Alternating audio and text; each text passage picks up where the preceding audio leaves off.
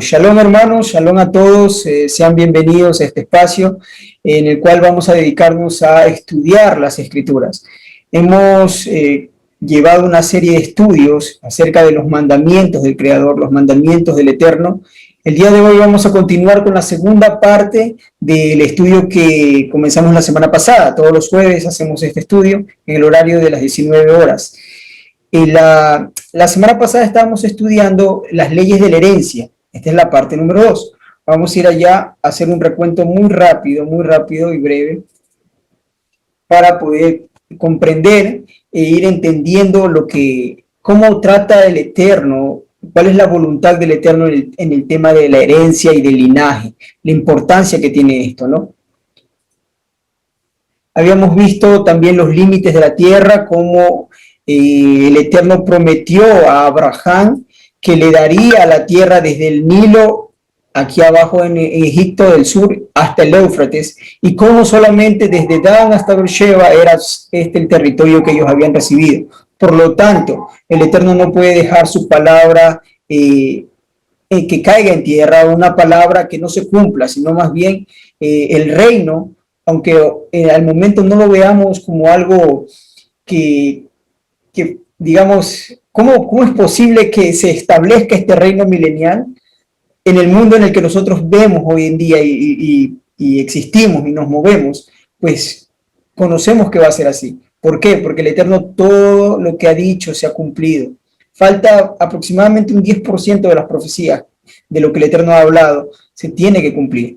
Y esta promesa de darle a la descendencia de Israel desde el río de Egipto hasta el río Éufrates en el norte, se tiene que cumplir. No existe, con esto vemos que no existe una teología válida, verdadera, en la que diga que la iglesia o el pueblo del Eterno se va al cielo. No existe eso, es una ficción.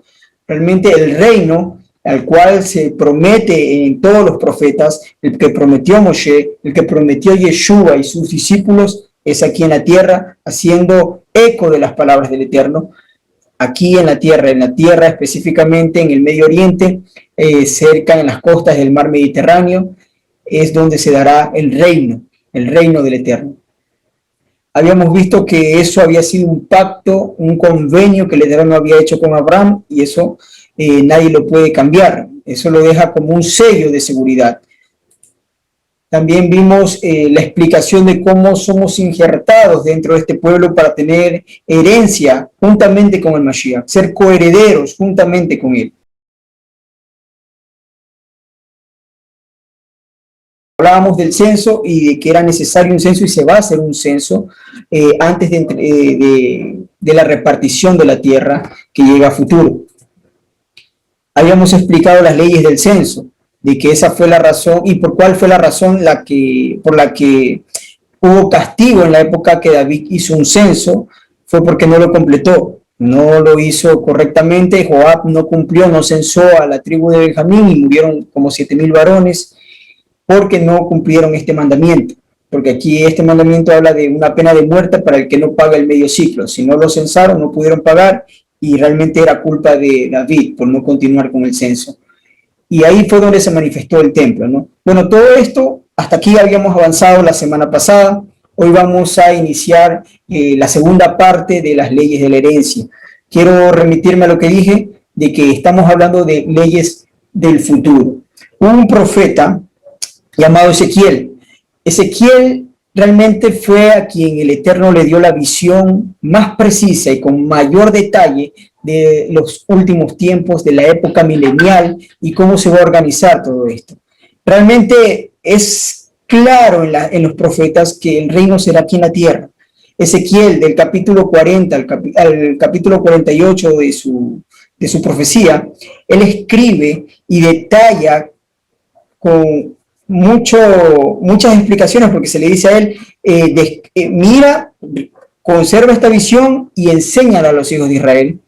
Y él da con claridad, con señales, medidas, distancias, la creación de este templo, de este santuario, el recinto sagrado, y vamos a ir viendo poco a poco acerca de esto, pero es aquel que tuvo una visión del futuro, de lo cual ninguno de los profetas lo tuvo de primera mano.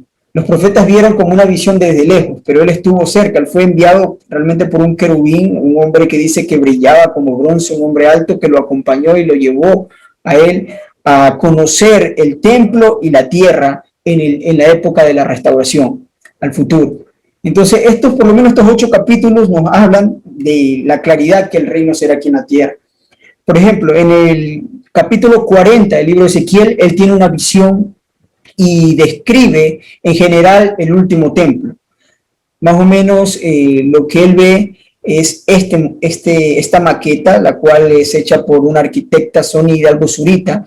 Ella es ecuatoriana, realmente es quiteña, estudió en Alemania y se dispuso ella en sí mismo a hacer una maqueta en 3D de lo que es el templo de Ezequiel, con las descripciones de Ezequiel, y lo hizo muy bien. La verdad es que tuvo mucha luz, porque cuando uno lee las explicaciones de ella contrastadas con la maqueta que ella realizó, con el diagrama que también hizo, nos damos cuenta que tiene mucha exactitud en lo que ella ha propuesto. Y existen incluso arquitectos del lado del judaísmo que no pueden concebir hasta el día de hoy cómo sería la creación o cómo se vería la imagen de este templo. Hay algunos que discuten en algunas cuestiones, pero nos damos cuenta que el Eterno da luz a veces a quien menos los están esperando, ¿no? Y realmente esta es la imagen que ella vio. Esta es la imagen que ella hizo, muy parecida, podemos decir nosotros, muy acercada y acertada, porque es de acuerdo a las escrituras, a lo que Ezequiel vio. En el capítulo 40 le muestra la descripción y la visión del templo en general. Él ve como una ciudad asentada en una montaña. De hecho, en el capítulo 40, estas bases de aquí, esta primera columna que nosotros vemos aquí, con más detalle la vemos en la imagen de la derecha. Este de aquí, por ejemplo, es el este, aquí es el norte y aquí es el sur. Así es como está ubicado el templo. Siempre estuvo así, siempre lo será. Tenemos que conocerlo. Uno cuando entra al templo le da la espalda al este, dando a entender de que damos la espalda al sol, de donde sale el sol. Entonces, ingresamos al occidente, hacia donde nos dirige, con cara al occidente está el santuario. Lo que Ezequiel vio fue esto, ¿no? Esto aquí lo vemos acá en esta imagen. Y el Eterno le muestra a él que esta imagen que nosotros tenemos aquí, y él lo da con lujo de detalles, la cámara principal que mira al este, muy, digamos, preciosa realmente es cuando uno puede ver el diseño por dentro. Y dice que esta cámara es la misma o idéntica, la dice Ezequiel, porque la describe con lujo de detalles aquí, es idéntica a la que está hacia el norte y la que está hacia el sur. O sea, esta de aquí es la misma que la de acá y la que está acá. Y luego le muestra las cámaras cruzando el patio exterior o el atrio exterior. Le muestra las cámaras, la que divide al atrio exterior, que es esto de aquí, con el atrio interior, que serían estas 3. Y es exactamente un modelo similar, estas 3. Una al este, otra al sur y otra al norte. Lo mismo está aquí. Una al este, otra al sur y otra al norte. Y él describe todo esto. Él puede ver esta visión y la describe cómo es que va a ser el futuro templo. En el capítulo 41 él ve una descripción del santuario. Él ingresa al santuario, que sería básicamente este santuario, este Mikdash que vemos aquí. Ya realmente aquí es donde está el lugar santo, y más acá atrás el lugar santísimo. Le da las dimensiones y los pisos también, las alturas que queda frente al altar, ¿no? Eso es lo que él ve o describe en el capítulo 41. En el capítulo 42 tiene una visión y descripción general de los atrios del templo. Específicamente todo esto de lo que hablamos, esto de aquí, lo que queda aquí en gris, el patio. Un atrio es un patio, el patio exterior, y también tiene una descripción pequeña del patio interior, porque el patio interior lo describe en unos capítulos posteriores. Y aquí en el patio exterior él describe que existen entre cámara, de los lados de cada cámara, tanto la del este, el norte y el sur, existen 5 cámaras. 5, 5, 5, 5, 5, 5, habla de 30 cámaras. 10 en el este, 10 mirando hacia el sur y 10 mirando hacia el norte. Y él describe las cámaras y describe que todas son iguales. Hay una gran simetría en la arquitectura que el Eterno manifiesta. En el capítulo 43, Ezequiel tiene una visión de la gloria del Eterno ingresando al templo y le da las medidas del altar de piedra. Él ve el templo y ve al Eterno ingresando por la puerta del este. Y eso cuadra con una profecía de Jeremías, la cual dice que el Eterno deja su gloria cuando el templo estaba en pie, el primer templo de Salomón, deja su gloria y se posa en el monte de enfrente. El monte de enfrente al monte Moriah es el monte de los olivos. Por eso es que Yeshua iba constantemente a hacer oraciones allí. Y luego en la visión de Ezequiel, esa digamos, presencia divina del Eterno, o más concretamente la Shekinah del Eterno, la gloria del Eterno, ingresa por la puerta del este, la cual puerta estará cerrada, esta de aquí, estará cerrada para el ingreso a cualquier mortal o cualquier persona, porque el Eterno ingresó por ahí, la puerta del este, ¿no?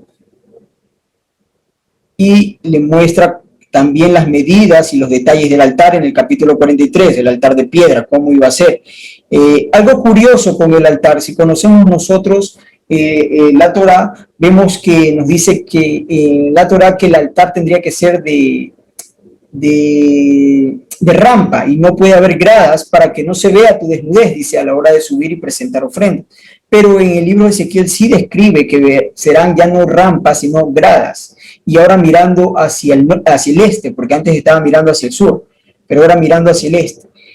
Esto a mí por lo menos, si alguien tiene una descripción mejor, pues bienvenido sea, pero a mí por lo menos me da una idea de que hasta el uniforme va a cambiar, porque si la razón era de no usar gradas para que no se muestre la desnudez del sacerdote a la hora de subir, pues el uniforme va a cambiar también, serán a lo mejor pantalones de lino, más o menos pantalones como los que usamos nosotros, porque sí va a haber muchas cosas que se van a cambiar en este último tiempo. Vemos en el capítulo 44, estamos haciendo un recuento del libro de Ezequiel para ver lo que llega para el futuro. En el capítulo 44 él tiene una visión y descripción del servicio sacerdotal y nos indica cómo ellos van a servir en el templo y que solo los del linaje de Sadoc. Los que sean de otro linaje sacerdotal, aunque sean hijos de Aarón, pero por su desobediencia, si no son del linaje de Sadoc, pues por su desobediencia serán llevados a servir en labores menores, como porteros. Pongámosle nosotros también aquellos que se encarguen de limpiar los restos de los sacrificios, aquellos que hagan la shejitá o el degüello de los animales. O sea, labores que le tocaban en otros tiempos a los levitas, pero estos sacerdotes perdieron su honor realmente de poder servir al Eterno, y son los del linaje de Elí, porque esa fue la palabra para Elí. Perdieron su honor de servir al Eterno porque no lo tomaron con la seriedad que debían y se fueron en pos de la transgresión cuando Israel también prevaricó en los tiempos del primer templo. En Ezequiel 45, la visión y descripción de la porción santa y el reglamento para las fiestas y la labor del Cohen Hagadol. Usted va a darse cuenta que en el libro de Ezequiel hay una... por lo menos en esos capítulos hay una porción en la cual habla del Nasi o el príncipe, y el judaísmo tiende a creer que es el Mashiach. Dice, bueno, cuando ella habla del príncipe está hablando del Mashiach, pero no está hablando del Mashiach realmente, está hablando del Cohen Hagadol. ¿Cómo lo sabemos? Por dos razones principales. Una, porque nos habla de que él presentará sacrificios y él mismo presentará con sus manos los sacrificios, por lo tanto el Mashiach no puede hacerlo. Yeshua es del linaje de la tribu de Judá. Él no puede entrar al templo, no se le está permitido entrar al atrio o a la zará, el atrio de los sacerdotes. Nadie que no fuese del linaje de Aarón puede entrar allí.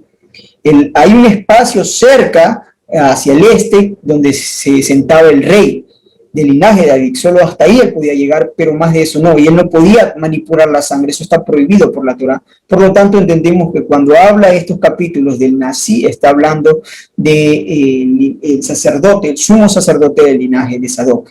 Por otra razón, también se concluye finalmente de que no es Mashiach, por lo menos para los que nosotros hemos entendido acerca de Yeshua, hemos entendido la mesianidad de Yeshua, porque nos dice que el Cohen Hagadol tendrá hijos y dará un espacio a la tierra para la herencia de sus hijos.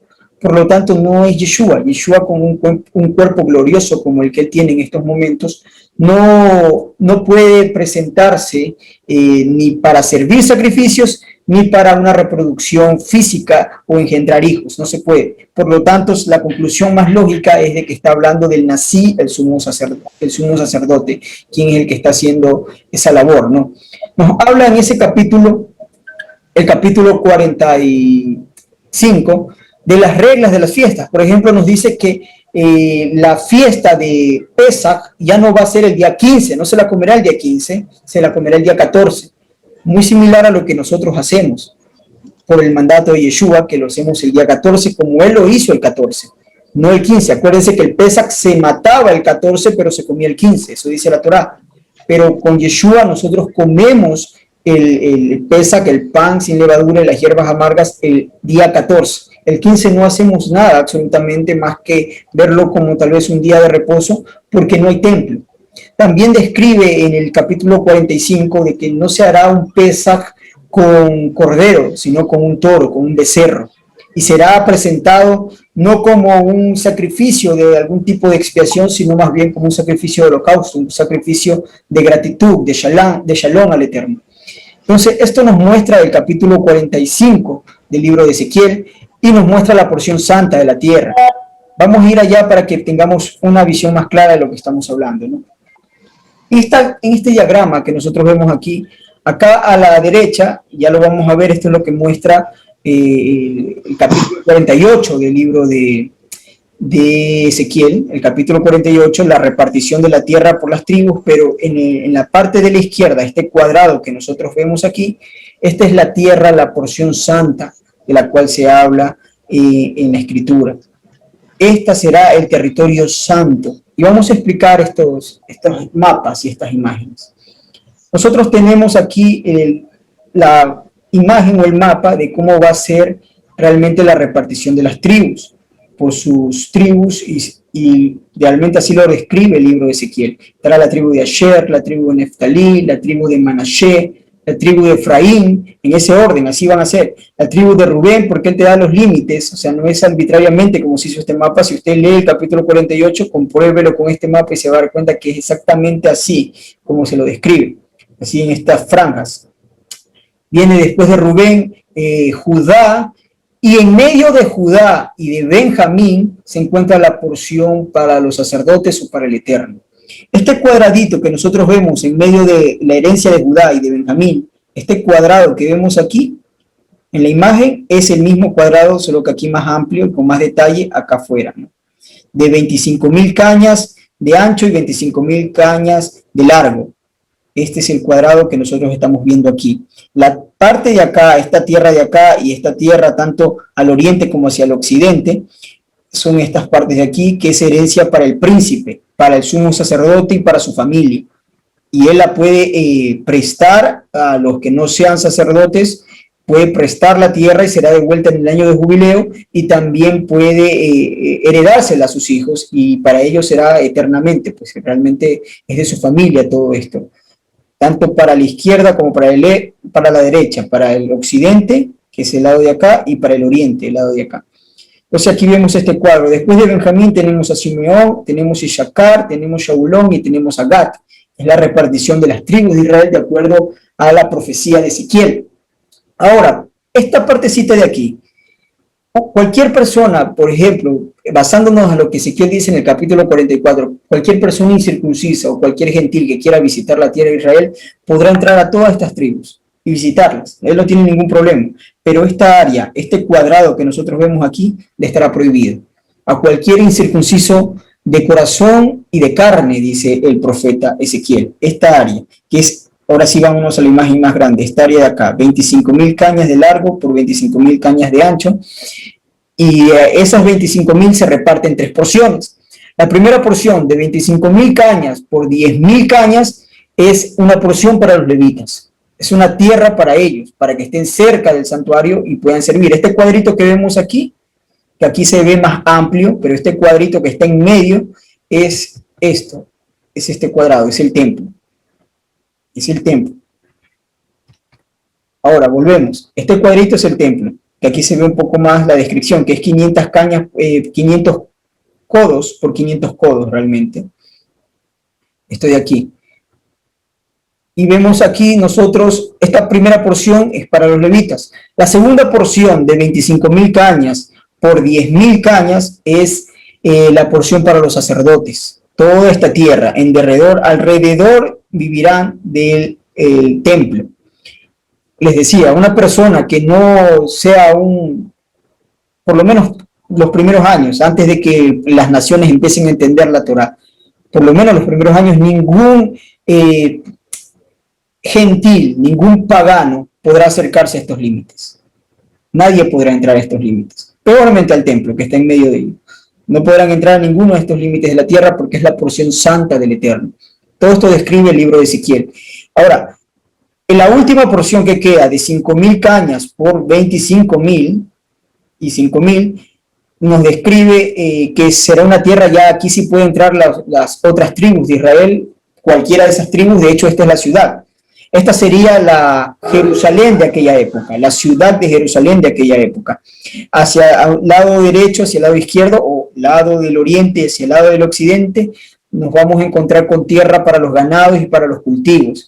Y en la ciudad habrá israelitas de toda tribu. Aquí este recuadro alrededor de la ciudad serán para los ejidos realmente. Y ese es el orden que se nos muestra en la escritura, en el libro de Ezequiel, de lo que espera para el pueblo, la herencia, la tierra. Es más o menos para que tengamos una visión y un entendimiento de lo que va a ser esto, ¿no? Es importante que nosotros podamos conocerlo para poder entender las leyes que siguen, porque las herencias de hijos, el linaje, eso va a seguir contando, digamos así, o va a tener su importancia en el tiempo del milenio. En el capítulo 46, tiene una visión y descripción general del servicio del templo. Continúa hablando del servicio del templo y con más detalle de diferentes fiestas. La fiesta de Sukkot, la fiesta de Shavuot, muestra todo esto, ¿no? En el capítulo 47 del libro de Ezequiel, él ve una visión y descripción de las aguas que salen del santuario del Eterno. Vamos a ver aquí. Aquí tenemos, el santuario sería básicamente este, ¿no? Que es la misma imagen que vemos acá. Del santuario, del lugar santísimo, donde está el arca, donde deberá estar el arca, de allí saldrá bajo el umbral de la puerta un manantial. Saldrá realmente como un manantial, aguas que se irán directo por aquí hacia el norte, hacia el oeste, hacia el este. Saldrán por aquí aguas, de las cuales describe que esas aguas tienen una energía que da sanidad a cualquiera que se bañe en esas aguas. De hecho, los árboles que se planten al lado de ese manantial que luego desemboca en un río y se junta con otros ríos, esos frutos y ese fruto será para vida, y las hojas se utilizarán de manera medicinal. Y dice, cualquier persona que se bañe en esas aguas será vivificado. Si tiene alguna enfermedad, volverá a vivir, será sano realmente. Eso es lo que nos describe el libro de Ezequiel. Y imagínense, o sea, la energía que emite la presencia divina, de la cual saldrían agua de esa montaña, que desemboca en un río. De cualquier persona y cualquier ser que sea bañado con esas aguas vivirá y se curará de toda enfermedad. Eso es en el capítulo 47. Y para cerrar, el capítulo 48 es la descripción de los límites de la tierra y la repartición de la tierra, que era lo que estábamos viendo en esta imagen aquí a nuestra derecha, ¿no? A la derecha del monitor. La repartición de la tierra, y es así exactamente como se describe, en forma de franjas vendrán la división de las tribus. No como estábamos acostumbrados a verlos, ¿no? Como manchas, no, esta vez es en forma de franjas, porque de esa manera es como lo describe el libro de Ezequiel. Ok, hasta allí es importante para nosotros poder entender estas imágenes, para que entendamos lo que viene, para que entendamos lo futuro y la recompensa o la herencia que el Eterno da a su pueblo. ¿Por qué es importante entenderlo? Porque cuando usted lo entiende, te das cuenta que nada de esto vale la pena, sino servir al Eterno, sino ver que se cumpla el proyecto, la profecía del Eterno. Esa es la misión de cada uno de nosotros, ver que esto se cumpla y contribuir, como se dice coloquialmente con un granito de arena a este proyecto, a lo que el Eterno sí o sí lo va a hacer, con o sin nuestra ayuda lo va a hacer, pero mejor fuera que nos vea Él participando como siervos de Mashiach en esta obra, ¿no? Ahora sí, directo a los mandamientos de la Torah con respecto a la herencia y con respecto al linaje.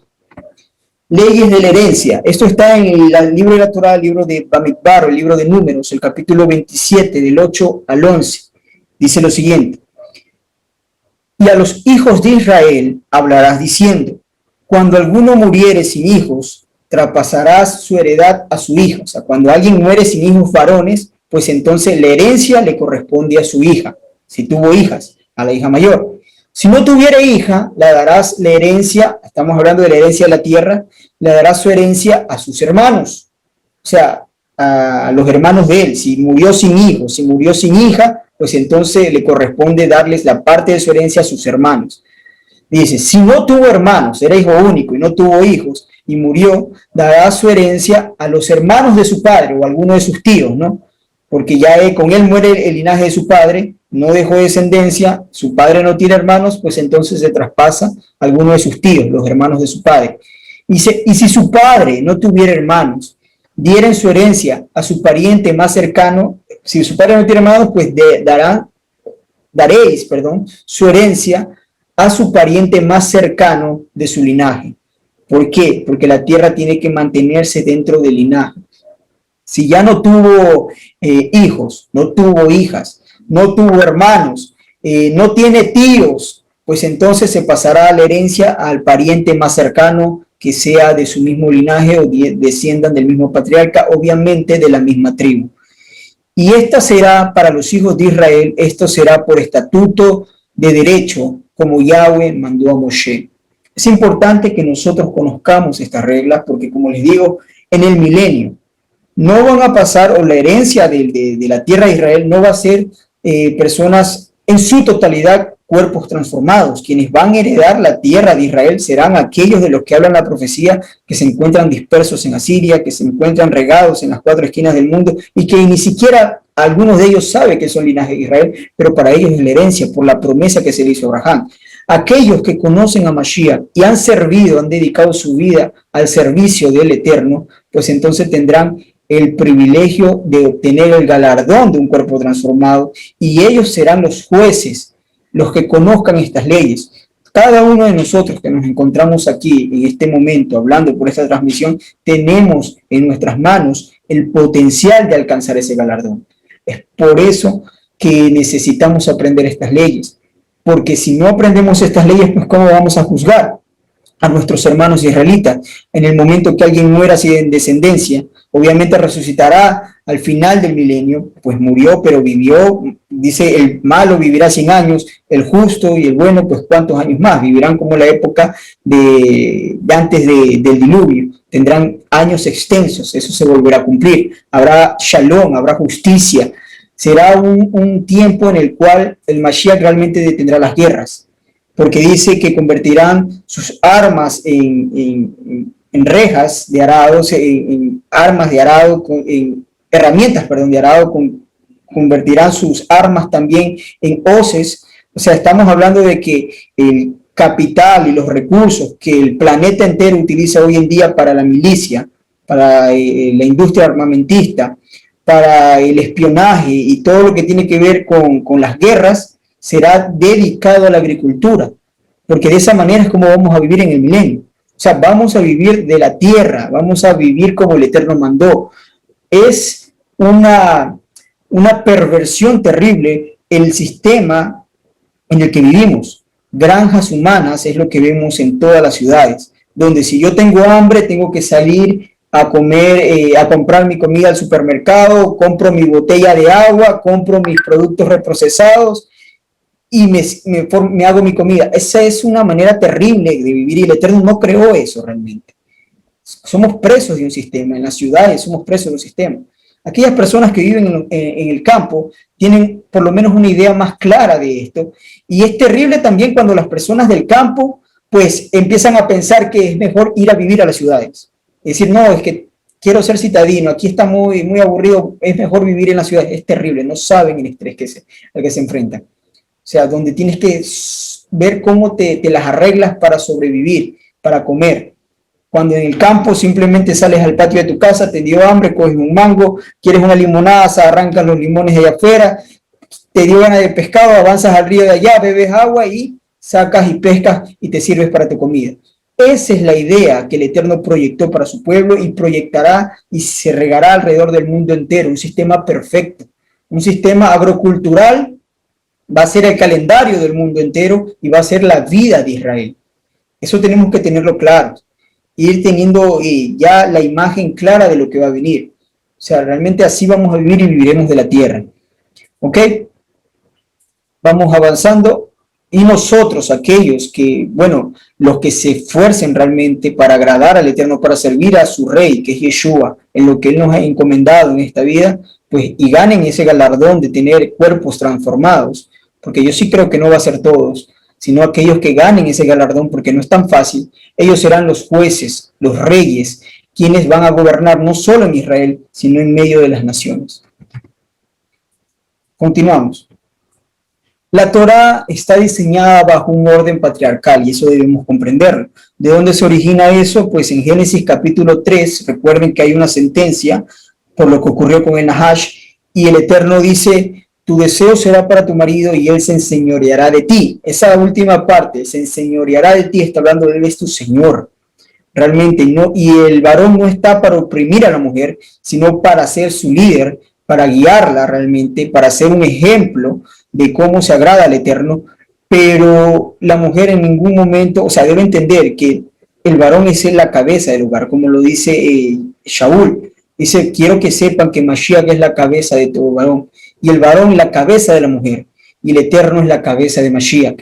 Y así como vemos nosotros tan aberrante que una persona, estas iglesias a veces vienen y quieren ordenarle al Eterno, ahora, haz esto, ahora, y le reclama, así se ve a los ojos del Eterno cuando una mujer busca ordenar a su marido en algo y gritarle ordenándole, porque es la misma similitud o simetría que el Eterno hace entre la relación de Yeshua con la congregación, entre el varón y su esposa.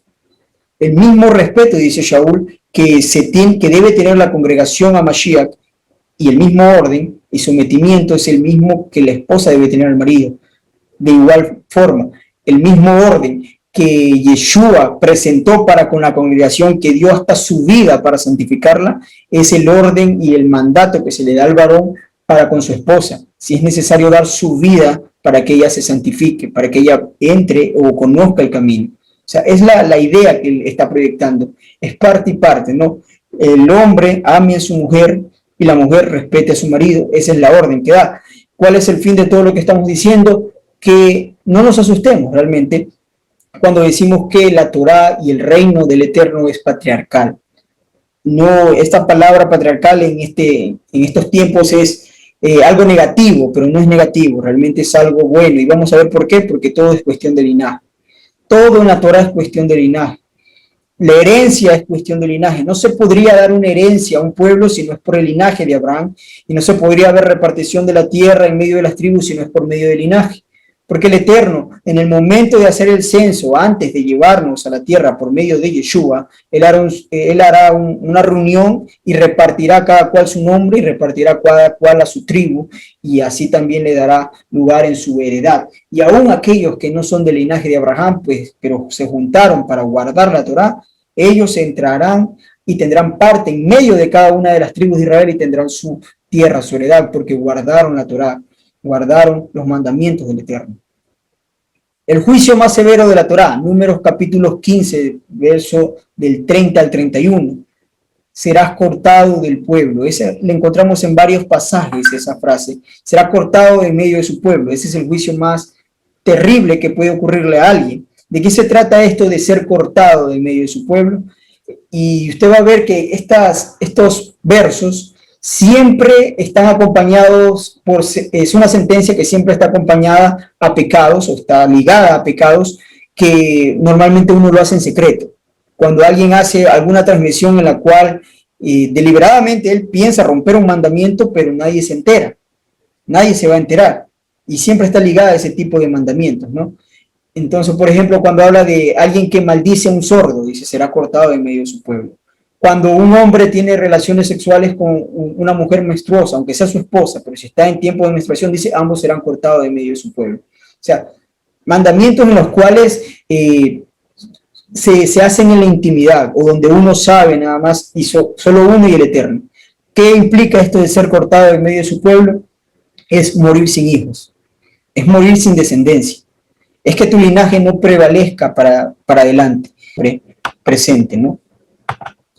Entonces vemos este precepto que aparece constantemente, serás cortado de en medio de su pueblo, dice la Torá, y lo vemos en el capítulo 15, versos 30 a 31. ¿Quiénes son las personas que hacen un resumen o un compendio de quiénes son estas? Dice, mas las personas que hicieren algo con soberbia, así como el natural como el extranjero, ultraja a Yahweh, esa persona que hace una transgresión con soberbia, es decir, yo lo hago rebeldemente, entiendo y soy consciente y aún así lo hago, esas personas serán cortadas de en medio de su pueblo, por cuanto tuvo en poco la palabra de Yahweh y menospreció su mandamiento. Enteramente será cortada esa persona, enteramente significa sus hijos también dejarán de existir. Su iniquidad caerá sobre ella, su iniquidad caerá sobre ella. Eso es un pecado muy grave, realmente haber hecho es para merecer eso, o insistir en ese pecado. Y alguien que cometa eso, como por ejemplo lo que hacían los reyes, a los reyes se los dejaba sin descendencia. Recordamos por ejemplo al rey Shaul, cuando tocó no solo un linaje y lo exterminó, aunque uno de ellos que escapó vivo, sino que era levita, los linajes de los levíes. ¿Se acuerdan cuando mató a los sacerdotes en tierra de Nod? Destruyó o mató a como 90 sacerdotes en ese día. Y solo uno, Abiatar, fue el que logró escapar. Pero eso siempre hace el Eterno, ¿no?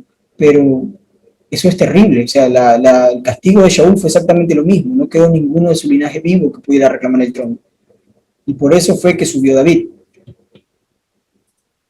Ahora vamos a los mandamientos correspondientes al linaje que se encuentran en el libro de Deuteronomio, capítulo 23, versículo del 1 al 8.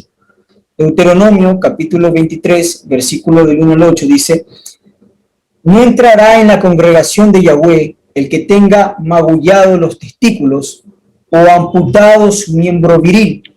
No entrará bastardo en la congregación de Yahweh, ni hasta la 10ª generación no entrarán en la congregación de Yahweh. Nos damos cuenta que aquí está hablando de un mandamiento específicamente a los varones, porque luego dicen, no entrará amonita ni moabita a la congregación de Yahweh, ni hasta la 10ª generación de ellos no entrarán a la congregación del Eterno. Y ella explica por qué más adelante. Pero nos damos cuenta de algo, porque alguien puede decir, pero Ruth, quien se encuentra dentro de la genealogía de Yeshua, era moabita. ¿Cómo está allí? Es que este mandamiento es para los varones. Está hablando de varones, no de mujeres. Y el texto es claro realmente, porque inicia hablando de testículos magullados y amputados su miembro viril. No entrarán en la congregación del Eterno. Vemos cuán importante es el linaje. Y por eso el varón es el que estaba a la cabeza, porque él da el linaje, él es el que preserva el linaje. Habían culturas anteriores a los 5.000, 6.000 años que eran matriarcales, culturas tipos matriarcales. Para que entendamos eso, es como por ejemplo las abejas, son digamos enjambres que viven de manera matriarcal, ahí está su reina, ¿no? Entonces, pero eso no funciona con el Eterno. ¿Por qué? Porque la mujer se juntaba con muchos hombres y los hijos quedaban, uno no sabía de quién era. Con el Eterno no es así, porque el linaje lo da el varón. Solo el gen, el que se encuentra en el genoma, en el cromosoma Y, es el único que puede arrastrar un linaje puro, porque el cromosoma X se mezcla, constantemente se mezcla, pero el cromosoma Y se transmite de padre a hijo varón.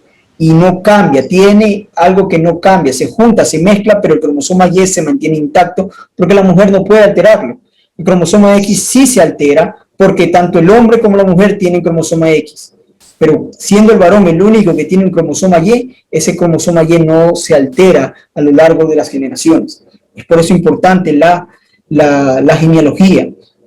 También dice, no entrará un bastardo en la congregación de Yahweh ni hasta la 10ª generación. Vemos por qué era importante. ¿Qué es un bastardo? ¿Se acuerdan que el libro de Hebreos nos da un consejo y dice, cuando ustedes son disciplinados por el Eterno, alégrense, porque el Eterno disciplina a todo aquel que toma por hijo. Si ustedes se los dejan sin disciplina, pues entonces son bastardos y no hijos. ¿Qué es un bastardo? Un bastardo es un hijo de un adulterio, ¿ya? Por ejemplo, está un hombre que tiene a su esposa y ésta lo engaña con otro hombre y engendra un hijo del amante, de adulterio. Ese hijo que nace, si se llega a descubrir, se lo declara públicamente como un hijo bastardo. Él no entra en la congregación de Yahweh. Ese es un mandamiento. ¿Por qué? Porque está cambiando el linaje. Porque entendemos que un hombre jamás podrá engañar a su esposa y decirle, traerle un niño a la casa y decirle, este es tu hijo. No se lo va a engañar jamás, porque nunca lo tuvo en el vientre. No puede el hombre engañar a su esposa así, pero la mujer sí. La mujer sí tiene esa capacidad de hacer que el hombre gaste tiempo y recursos en un hijo que no es de él, porque le puede decir que el hijo que tiene en el vientre es suyo cuando en realidad no lo es. Ese niño es un bastardo y dice, esos no entrarán. Esos no reciben tierra, no reciben herencia. Esos no entran en la congregación del Eterno, y eso fue lo que fue Caín. Caín fue un hijo bastardo realmente. Y vemos que el Eterno posteriormente da estas reglas para que sean aplicadas dentro de su pueblo. Por eso es tan importante el linaje, ¿no? Dice, no entrará amonita ni moabita, ya explicamos que habla específicamente de varones en la congregación de Yahweh, ni hasta la 10ª generación de ellos. No entrarán en la congregación de Yahweh para siempre, por cuanto no salieron a recibir con pan y agua al camino cuando saliste de Egipto, y porque alquilaron contra ti a Balaán, hijo de Peor, de Petor, en Mesopotamia, para maldecirte. Mas no quiso Yahweh Eloheja, o sea, tu Elohim, oír a Balaam, y Yahweh Eloheja te convirtió la maldición en bendición, porque Yahweh Eloheja te amaba. No procurarás la paz con ellos, ni su bien en todos los días para siempre. Y luego dice, no aborrecerás al edomita, porque es tu hermano. No aborrecerás al egipcio, porque forastero fuiste en su tierra.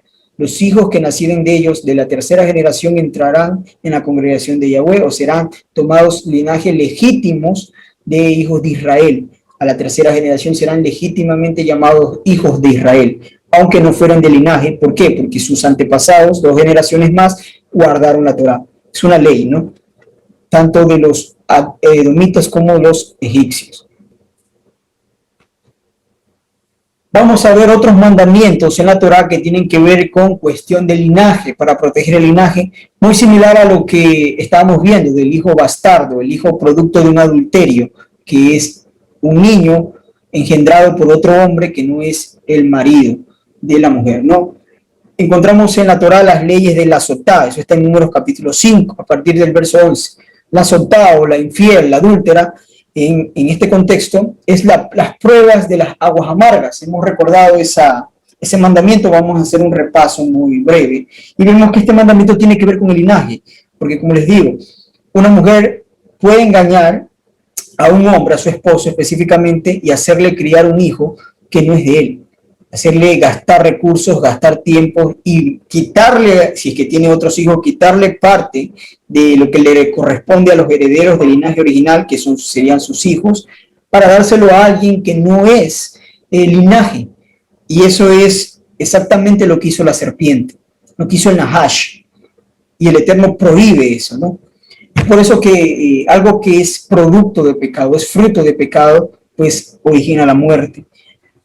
Verso 11 del libro de Números, capítulo 5, dice, también Yahweh habló a Moshe diciendo, habla a los hijos de Israel y diles, si la mujer de alguno se descarriare y le fuere infiel, y alguno cohabitare, y les traje la palabra en hebreo para que vean que está hablando realmente de simiente, dice, shikvat, cerra, los que reconocemos esa palabra, está hablando de simiente.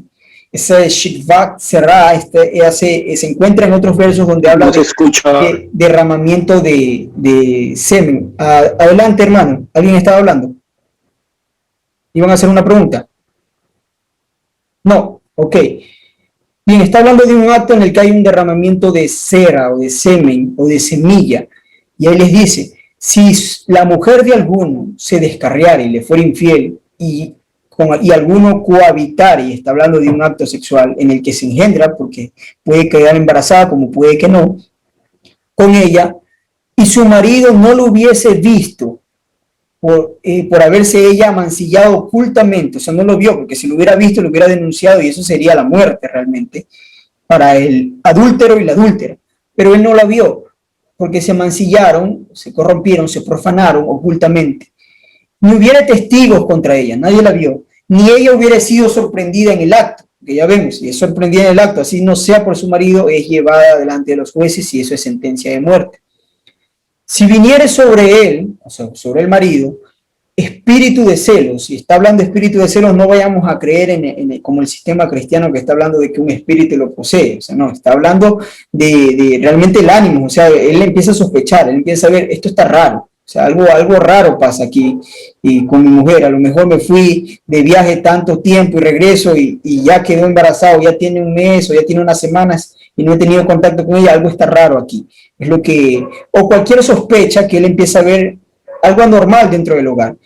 Y a eso se refiere con espíritu de celo. Si tuviere celos de su mujer, empieza a sospechar, y hubiera ella mancillado, o viniere sobre él espíritu de celo, o sea, si es que ella realmente cometió un hecho de profanarse con otro hombre, o simplemente ella no cometió nada, se mantuvo fiel, estrictamente hablando en el área física, pero igual a él le vino un espíritu de celos por algún tipo de razón, o sea, tal vez no me gusta que converses mucho con ese hombre y te veo que estás ahí, y le dio ese celos, pero ella no hizo nada.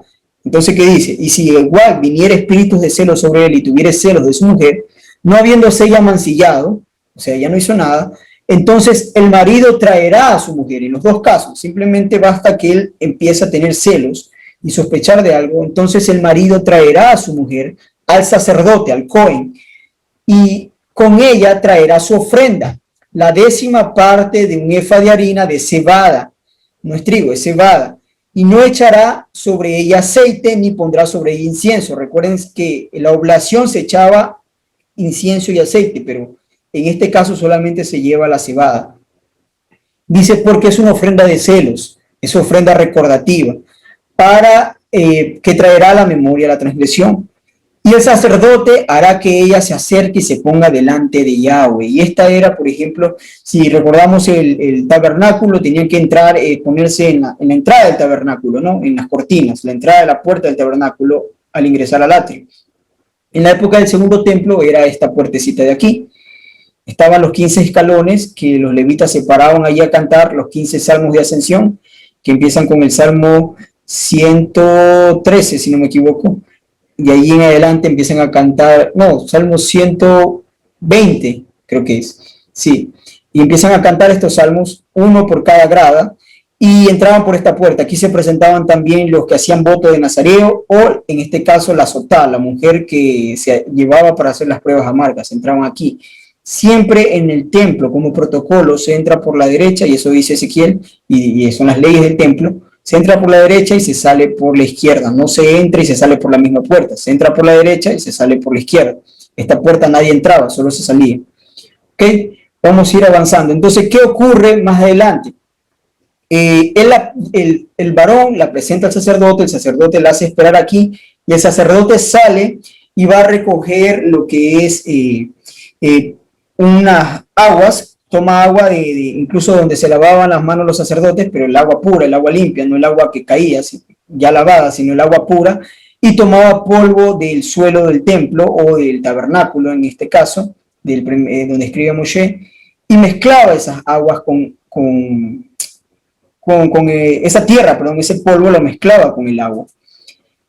Entonces él iba donde la mujer, le descubría su velo, la dejaba descubierta delante del Eterno, mientras ella sostenía en su mano la ofrenda que había traído, y entonces le presentaba, mientras él tenía las aguas en las manos, él hacía una declaración, una juramentación.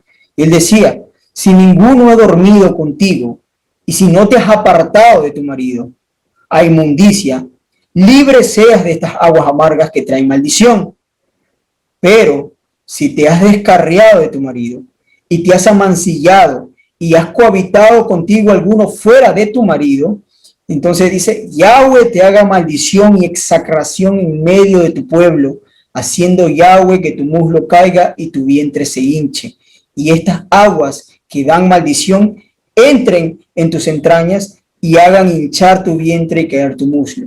Esto previamente lo escribía en un sefer, en un rollo, escribía y luego de hacer la lectura, él cogía este sefer y lo bañaba o lo remojaba en esas aguas, haciendo que la tinta con el nombre del Eterno allí escrito se corriera y se mezclara con las aguas. Y esas aguas, él hacía un intercambio, le daba a ella las aguas y él tomaba la ofrenda de cebada y ella bebía. La mujer, obviamente, después de escuchar la declaración, ella tenía que decir amén y amén, aceptando. Había un tiempo prudencial para que ella confesara su pecado si había hecho algo malo, pero si insistía, habiendo sido culpable, insistía en beber las aguas, pues se hacía toda esta juramentación. Si ella era inocente y llevaba hasta última instancia la juramentación, no le ocurría absolutamente nada, pues dice que nada de estas aguas de maldición te ocurra, o sea, porque no te has apartado de tu marido, seas libre de esto. Y ella bebía estas aguas y el sacerdote cogía la ofrenda de cebada, la presentaba delante del altar de piedra, el altar de donde se queman los holocaustos, la mecía delante del Eterno y luego subía al altar y la echaba en el fuego, ¿no? Ese era el proceso. ¿Por qué él hacía todo esto? ¿Cuál era la idea? Una vez más, seguimos, cuidar el linaje, preservar el linaje. Ya vemos lo importante que era para el Eterno el linaje. Si la mujer era culpable y estaba embarazada de un bastardo, correctamente la palabra, pues ella abortaba, el niño se le venía el niño. Esa es, porque la Torah dice que él bendecirá el fruto de tu vientre, pero ¿cuándo? Cuando oyes y haces lo correcto, guardas la Torah, guardan los mandamientos del Eterno. Y recuerden que el mandamiento dado en el original, en el libro del Génesis, en el capítulo 3, lo mencionamos hace un momento, ahora repito la otra parte, dice que tu deseo, le dijo a la mujer, será para tu marido. O sea, ¿qué significa? Que cualquier tipo de deseo del acto sexual que estaba previamente, por eso se hizo el juicio en el Edén, cualquier deseo sexual tiene que ella satisfacerlo con su marido, con nadie más. Si ella lo hace con otra persona que no sea su marido, pues entonces entra o ingresa en transgresión, ingresa en pecado o transgresión. Vemos todas estas leyes y nos damos cuenta la importancia del linaje y cómo el Eterno pone esto para cuidar y preservar la simiente del Eterno y preservar que no haya contaminación y no haya maldad. Veamos la ley de la primogenitura. En este caso, dice en el libro de Deuteronomio, el capítulo 21, del 15 al 17, dice lo siguiente.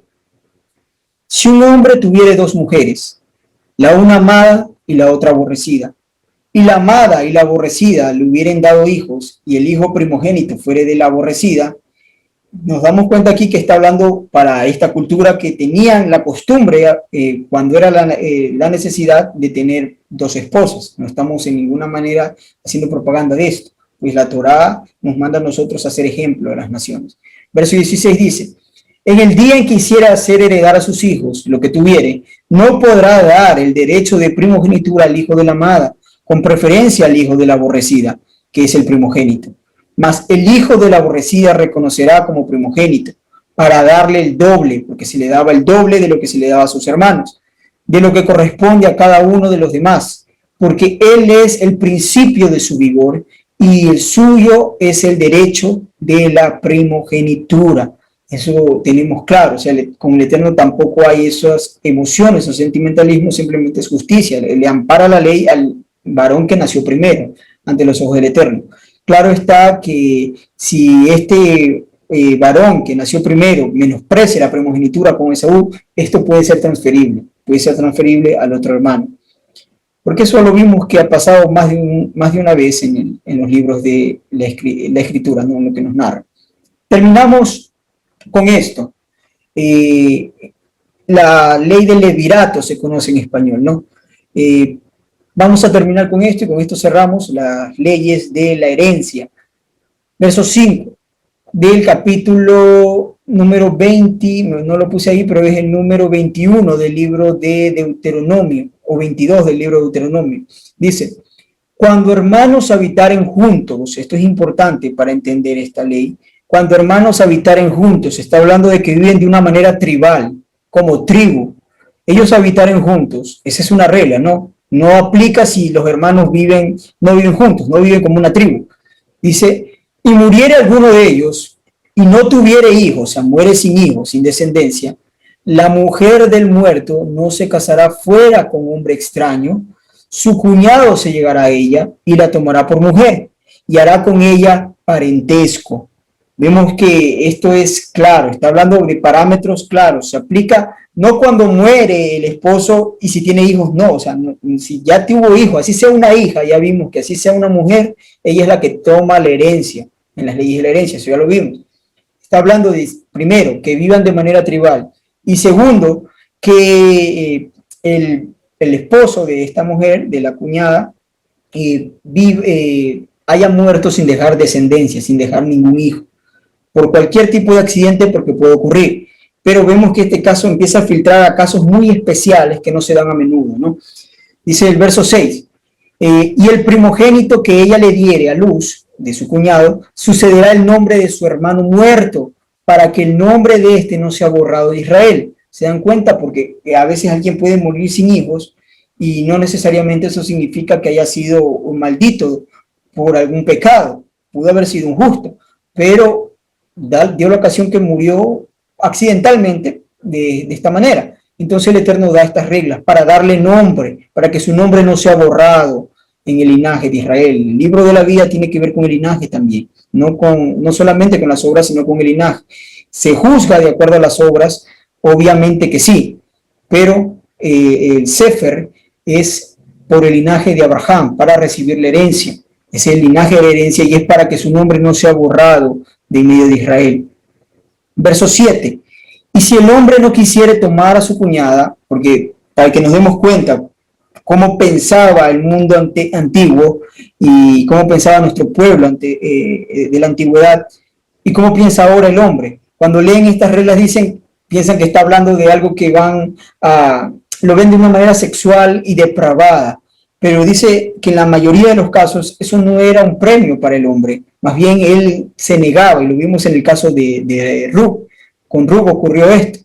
Esa es la razón por la que tal vez algunos, ya vamos a leer el verso, por la que no entienden lo que ocurría en el libro de Ruth cuando ella va y le quita el calzado a Boaz mientras él dormía, y cuando él vio que ella le tomó el calzado, él entendió, bueno, ella lo que me está pidiendo es que la redima. Entendió perfectamente porque esa es la ley que menciona aquí, ¿no? Dice, y si el hombre no quisiera tomar a su cuñada, porque constantemente no querían tomarla, realmente era una carga más adicional, porque no solamente era hacerle un hijo, era mantenerla.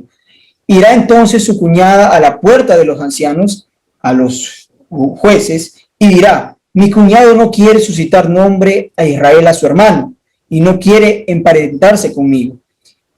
Y eso es algo que lo ven como un acto perverso. De hecho, por eso murió este hombre Unam, porque tomó a la mujer de su hermano difunto, pero sin embargo él no le buscó dar descendencia, y el Eterno no vio con agrado eso y le quitó la vida también.